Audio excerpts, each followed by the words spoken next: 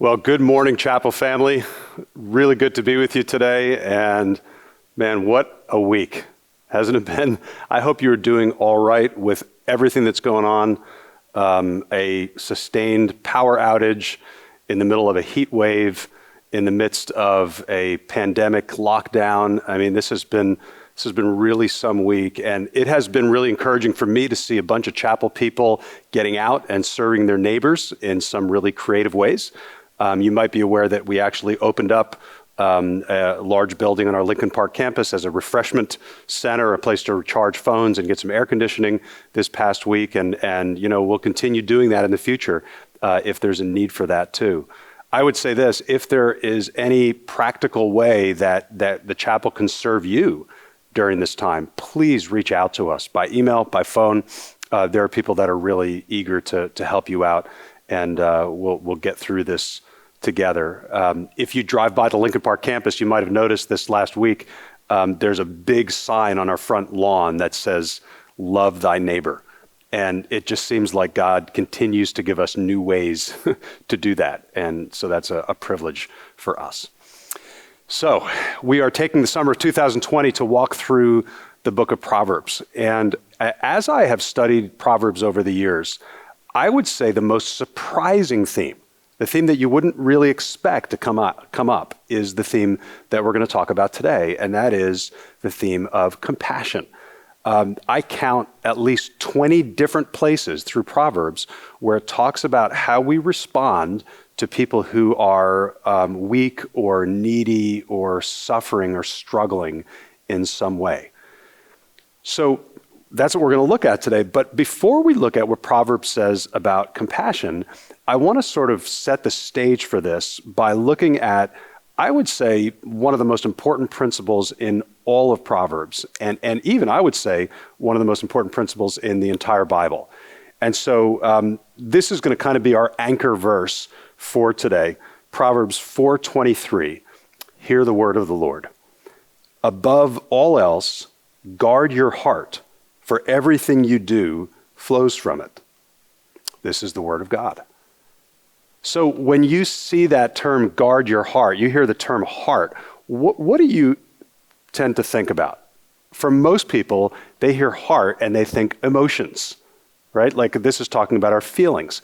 But that's really not it. In the Bible, and this is true both Old Testament and New Testament, when it uses that word heart, it's talking about the deepest part of who you are. So yes, it includes your emotions, but it's more than that, because it also includes your mind and your attitude, your deepest self. So the heart is really like the control center of the whole person. So here's what this proverb is saying: pay attention, guard your heart, know what's going on in your deepest self, because more than anything else, that's what drives your life. So what does that have to do with compassion? Everything. Let me just give you a quick example. This past week, Norma Jean and I were visiting some friends in Newark. And so as we drove through the city, there were several times that we stopped at a stoplight. And as we were sitting there, a man came out offering to wash people's windshields and asking for money. So obviously these were guys that have had a rough time in life.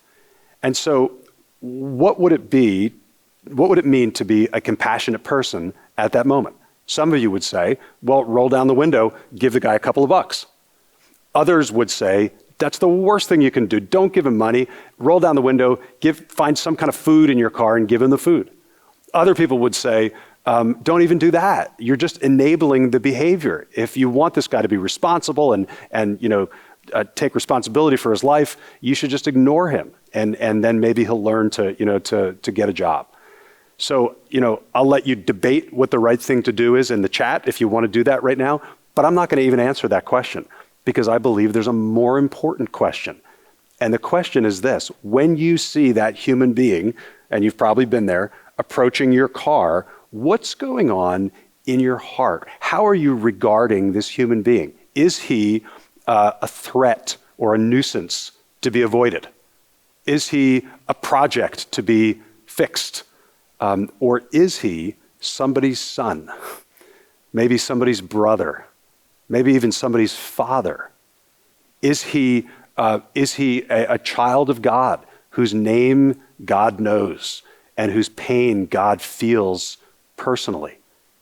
When you see that person or anyone else that person represents, the needy, struggling, suffering people around you, how do you regard those people in your heart?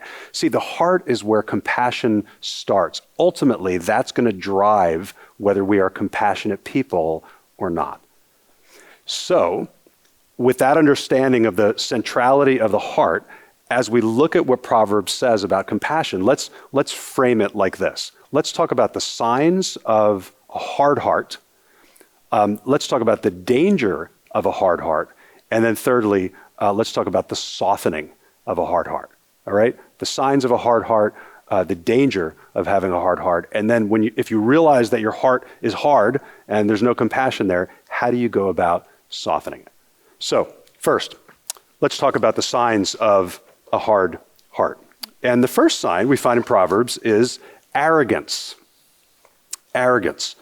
Proverbs 14:21.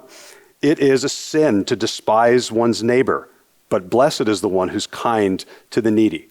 So to despise someone means that you regard a fellow human being as less valuable than you are. You encounter someone who's, addicted or poor or struggling in some way. You might not blatantly show it on the outside, but deep inside, you find yourself looking down on them. Proverbs 17:5.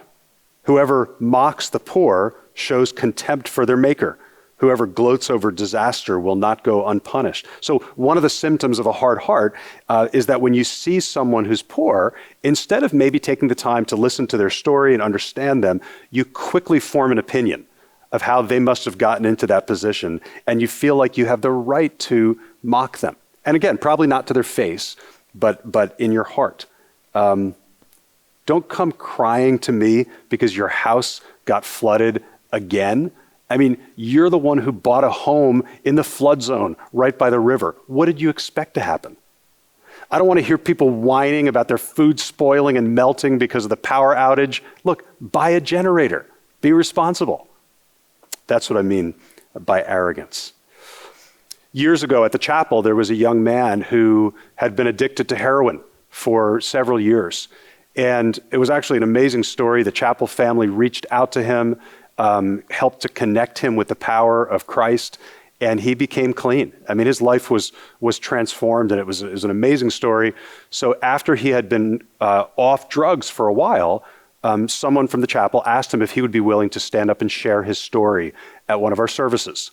So one Sunday morning, he stood in front of the congregation, and he told this amazing story of how his life had been turned around. And the chapel congregation, celebrated that with him and cheered for him, at least some of the congregation. Because after that service, I was contacted by a person in the church who basically said to me, why are we celebrating this? This guy got himself into that bad position by his own poor decisions. And now he pulls his life together and we treat him like a hero? That's ridiculous. That's what I mean by arrogance. Quick to judge, quick to label, slow to listen. And really, that's the older brother in the prodigal son story, right? Remember the older brother, his younger brother had run off and wasted his share of the inheritance on partying and womanizing. And finally, he came to his senses and came back home. And remember, when that little brother came back home, the father was just beside himself with joy. And, he threw a party and he was celebratory. So remember how the older brother responded? This punk runs off, wastes all your money on prostitutes, and he comes home and you kill the fatted calf and throw a party for him? It's ridiculous. And the father is just overcome by emotion. And he says, this son of mine was lost and now he's found. He was dead and now he's alive. How could I not celebrate? How could I not be celebratory? See, it all flows from the heart. The father's heart was compassionate. The older brother's heart was arrogant and proud and resentful. Arrogance. The second sign of a hard heart is oppression. Oppression. Proverbs 14:31. Whoever oppresses the poor shows contempt for their maker, but whoever is kind to the needy honors God. So what does it mean to oppress the poor? Well, it means that you have some kind of power, some kind of social advantage or economic advantage over that person, and you use that position to either belittle them or exclude them, or possibly to use them for your own personal gain. The business owner who employs a lot of immigrant factory workers, and he treats them just slightly better than animals, pays them the absolute minimum, never bothers to get to know them by name, doesn't think twice about firing them. That's what it means to oppress the poor. I think about the kid back in high school, in my high school, whose family didn't have much money. And so he would show up to school every day with pretty much the same pair of pants, the same sweater on, and we would make jokes about him and laugh at him. That's what it means to oppress the poor. I was part of that, and I'm ashamed of that. In his book, Generous Justice, Tim Keller talks about a friend of his who owned a chain of car dealerships. And so like most car dealerships, customers would come in and they would negotiate the price of their car. And so the salespeople had a wide range of what they were able to sell cars for, and they would try to, of course, get the customer to pay as much as possible. And so someone did some research, and they found out that as a general rule, men tend to be better negotiators than women, tend to get a better price for themselves, a lower price. And they also found out that the demographic that tended to pay the most for cars were black women. And so basically, for the same exact car, a black woman would be paying quite a bit more than a man would, and in effect would almost be subsidizing that man to get the car for a better price. Now, nobody set out to set it up like that. Nobody said, hey, let's oppress black women in our community. But that was the effect of what was happening. And when the owner of this dealership learned that, it bothered him. He realized that this is what everybody does. This is just how car dealerships tend to work. But it bothered his conscience so much that he made changes to the way that they structured, the way they did sales. They didn't allow a price to go as high as they would have let it go before. His profits were reduced, but he felt so much better about himself because they were no longer using their advantage to oppress or bring injustice. This maybe is the most common symptom of a hard heart, though, and that is avoidance. So let me read two Proverbs. Proverbs 21:13 says, whoever shuts their ears to the cry of the poor will also cry out and not be answered. And then Proverbs 28:27, those who give to the poor will lack nothing, but those who close their eyes to them receive many curses. So in both of these examples, there are socially disadvantaged, weaker people that we choose to shut our eyes and close our ears to. We're kind of vaguely aware that they're there, but we tune them out. We keep our head down. We focus on our own life. We lock the car doors and don't make any eye contact. It's actually very easy to do. So arrogance, oppression, and avoidance. Do you see any of those patterns in yourself in the way that you just kind of go through your week? I certainly do in myself. And the question that really it begs is it really that important? I mean, aren't we all just trying to get by? Is it really that big of a deal? So let's talk about that, the danger of a hard heart. Look with me again at Proverbs 14, verse 31. Whoever oppresses the poor shows contempt for their maker, but whoever is kind to the needy honors God. Do you realize that all through the scriptures, and this is true, Old Testament, New Testament, the best way I can say it is God has a special thing for the poor. He just does. He is passionately interested in the orphan, in the widow, in the poor, in the immigrant. It's all through the Bible. Deuteronomy 10:18 says, God defends the cause of the fatherless and the widow. He loves the foreigner residing among you. So when we outright mistreat or even just avoid the fatherless and the widow and the immigrants residing among us, God takes that personally. He takes it to heart. So one of the dangers of having a hard heart is we're messing with God himself. God says, you mess with my kids, the weak ones especially, you're messing with me. That should bother us. But there's another danger. Jesus talked about what will happen at the end of the age when he comes to kind of settle accounts with humanity and bring judgment. Here's what he says, Matthew 25, starting in verse 41. Then he will say to those on his left, "Depart from me, you who are cursed, into the eternal fire prepared for the devil and his angels. For I was hungry, and you gave me nothing to eat. I was thirsty, and you gave me nothing to drink. I was a stranger, and you did not invite me in. I needed clothes, and you did not clothe me. I was sick and in prison, and you did not look after me." They also will answer, "Lord, when did we see you hungry or thirsty or a stranger or needing clothes or sick or in prison and didn't help you?" He will reply, "Truly, I tell you, whatever you did not do for one of the least of these, you did not do for me." Does that rock you the way that it rocks me? That Jesus says, I take the way that you treat disadvantaged people, I take that as if you're treating me that way. Man. And here's the thing. I mean, understand this. Nobody will earn their way into heaven or earn their way out of hell by treating poor people well, right? I mean, we are totally saved by the grace of God through our faith in Jesus Christ. But here's the thing. The way we treat the poor and the weak is a very accurate barometer of whether you're actually a saved person.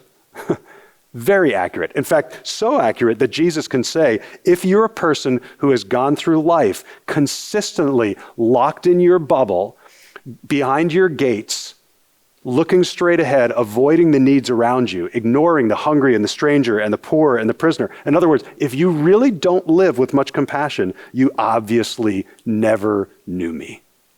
Just let that sink in for a minute, please. So the question is, if you realize that your heart can be kind of hard, how do you go about softening it?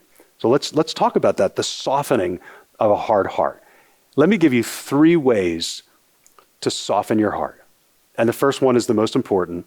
First, rediscover grace. Rediscover grace. In 1 Corinthians 4:7, Paul the apostle reminds us of this. He wrote, "For what makes you different from anyone else? What do you have that you did not receive? And if you did receive it, why do you boast as though you did not?" So think for a minute about some of the things that you have. Do you have a home? Do you have a car? Do you have a job?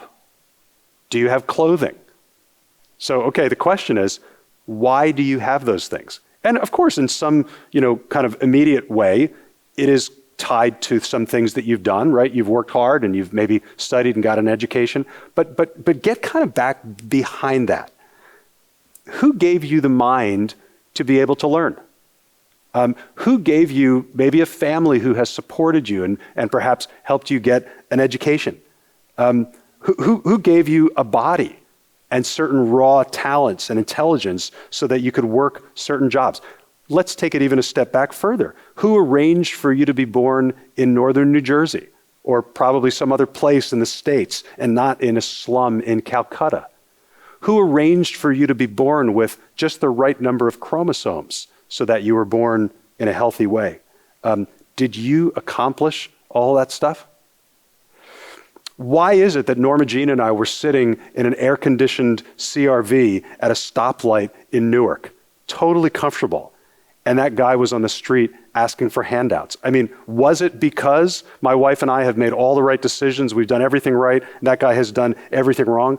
I'm no longer naive enough to think so. Life just doesn't work that way. The older I get, the more life I experience, the more I'm convinced that anything good in my life is directly traceable to the grace of God.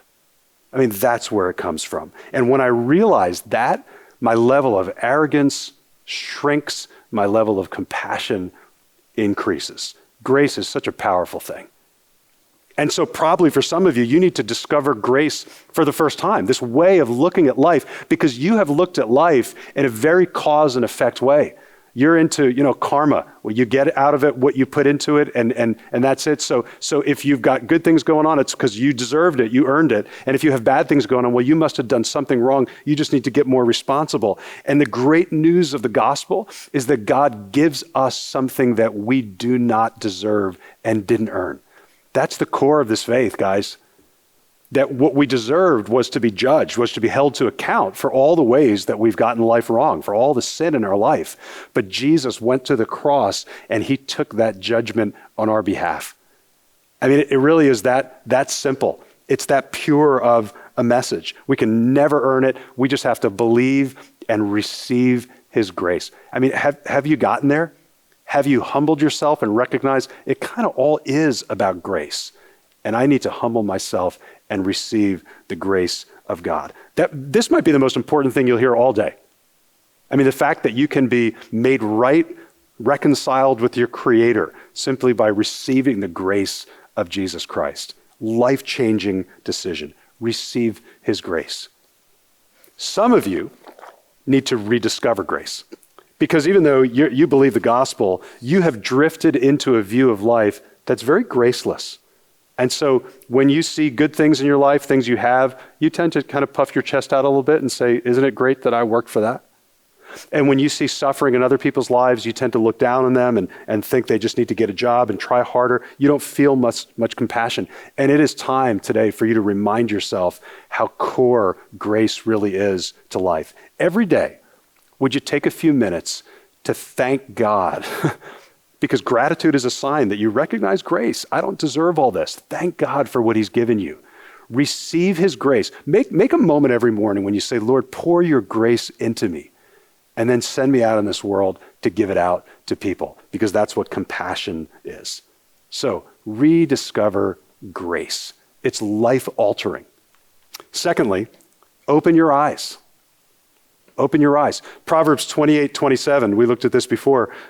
Those who give to the poor will lack nothing, but those who close their eyes to them receive many curses. God invites us to stop closing our eyes, to open our eyes to the poor around us, not necessarily to go looking for them, but just to open our eyes.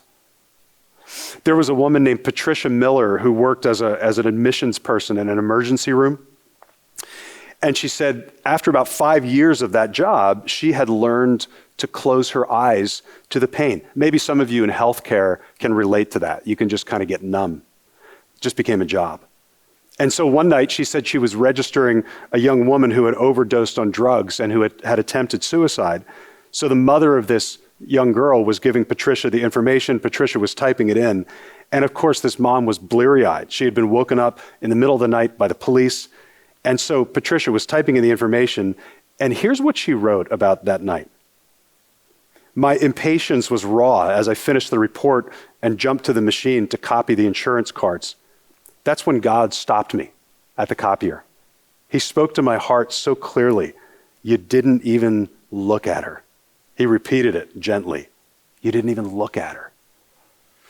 I felt his grief for her and for her daughter, and I bowed my head. I'm sorry, Lord. I'm so sorry. I sat down in front of the distraught woman and covered her hands with mine. I looked into her eyes with all the love that God could flood through me and said, I care.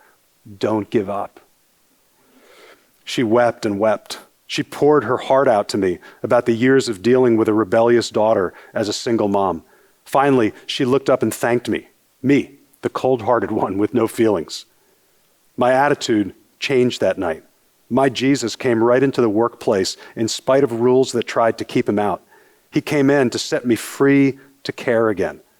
He gave himself to that woman through me. My God, who so loved the world, broke that self-imposed barrier around my heart. Now he could reach out not only to me in my pain, but to a lost and hurting woman. You know, when I heard Patricia's story and when I reflected on these proverbs, I realized there's probably a lot that I'm missing because I've just got my eyes closed too often. And God invites us to just open our eyes. And then last thing, extend your hands. Extend your hands. A lot of you are familiar with Proverbs chapter 31, famous passage about the virtuous woman. And I want you to listen to what it says about her in Proverbs 31, verse 20. She opens her arms to the poor and extends her hands to the needy. In case you're not familiar with the context, this is a woman who is really quite impressive. She's highly skilled and successful. She's investing in real estate. She's making clothing by hand. She's taking the resources and skills that God has given her, and she's extending her hands to help the poor. And so part of this compassionate wisdom is to look seriously at what God has put into our hands and to freely extend that to others. About 2 years ago, there was something amazing that happened in a convenience store. There's a 20-year-old young man named Jordan Taylor who was working at the store, and he was stocking bottles of orange juice in the refrigerator case. As he worked, he noticed that there was someone staring at him. It was a 17-year-old autistic boy named Jack Edwards, and he just seemed fascinated with what Jordan Taylor was doing. So stop for a minute and ask yourself, if you were in the position of Jordan, working at the store, doing your job, someone staring at you, what would you do? Most of us would just ignore him, right? Or maybe say hello and go back to our work. But Jordan Taylor was in a different frame of mind. There was something else going on in his heart. So he asked Jack if he would like to help him. I don't know if he realized that very often people on the autism spectrum are fascinated with and very good at repetitive tasks. But he asked him if he'd like to help, and Jack eagerly agreed. And so for the next several minutes, the two young men worked together stocking the orange juice. When they were done with the orange juice, they went on to the milk. It was kind of a unexpected moment of compassion. But I don't think Jordan Taylor had any idea what this would lead to. The father of the autistic boy was so impressed with what he saw that he filmed the whole thing on his cell phone. And so this is a screenshot from the father's cell phone footage that day. He struck up a conversation with Jordan, who told him that he wanted to go to school and become a teacher. The sister of that autistic boy set up a crowdfunding account, like a GoFundMe, to raise funds for Taylor's education, and it raised enough for him to enroll in college that next fall. And get this, the convenience store where this happened offered a part-time job to young Jack stocking shelves, which he received. He was obviously good at it, so they said, why don't you come work for us? And then one more thing, right before Jordan started his fall semester in college, a local credit union contacted him and told him that they had decided that after seeing the video, they wanted to gift him a brand new Chevrolet Cruze. Incredible story. And I know what some of you are thinking. You're thinking, great story, but I mean, how rare is that our compassion gets recognized like that? And you're exactly right. I mean, that's a rare thing that compassion gets that kind of recognition. But who cares? Because the person that you're showing compassion to always recognizes it. And much more importantly than that, God recognizes it. And he says, whatever you've done to the least of these, you are doing it for me. It counts. Rediscover grace, open your eyes, and extend your hands. I want to share one more story with you. There was a guy named Ed Salmon, and he was a pastor from South Carolina. And so one day he went out to lunch, and as he was driving to lunch, there was this very dirty, very unkempt man who was approaching cars with signs that said, "I'm homeless." And so Ed rolled down the window and he said to the guy, "Look, I don't have anything with me, but he said, in about an hour and a half, my wife's going to be driving me to the airport and I'll have something then, so I'll be back." And this is the most amazing part of the story. He says that this homeless man didn't say anything about food or anything about money or anything like that. He looked at Ed through the window and he said these words, "Thank you for looking at me. Thank you for looking at me." And Pastor Ed never forgot those words. I can promise you this, there will be opportunities this week. There will be people that you will have opportunities to ignore, to not look at. It's just so easy to do. But this week, you're not going to act that way because you are going to be so filled with the grace of God that you are going to open up your eyes and you're going to see someone. And in some way, you're going to extend your hands and you're going to demonstrate compassion to them. And I'm telling you, when you live that way this week, you will be a really wise person. Let me pray for us as we close. Father, would you help us to know deeply in our hearts that we are no better than anyone else, that anything good that we have is just a gift of your grace. Lord, I pray that as we look out in this world and there are suffering people all around us, struggling in different ways. Lord, would you just mobilize us this week? Would you help us, Father, to be so filled with your grace, for our hearts to be so softened by you that we are eyes wide open in this world. And Lord, show us what it means to extend our hands, to give, to serve, to love in the name of Christ. Help us to realize, Lord, that how we treat anyone in this world who's suffering is really how we treat you. Lord, would you give us the joy this week of living with compassion? It's in the name of Christ our Savior that we pray. Amen.